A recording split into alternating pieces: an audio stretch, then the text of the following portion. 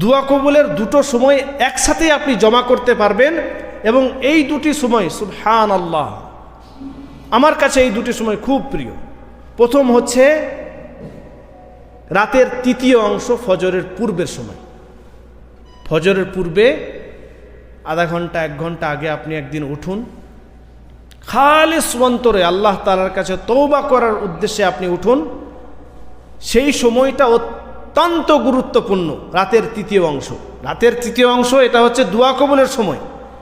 এই সময়ে দোয়া কবুলের আরেকটা সময় আপনি এখানে জমা করতে পারবেন, সেটা হচ্ছে বান্দা সব থেকে আল্লাহর কাছাকাছি হয় ওয়াহুয়া সাজিদ, যখন সে সেজদারত অবস্থায় থাকে।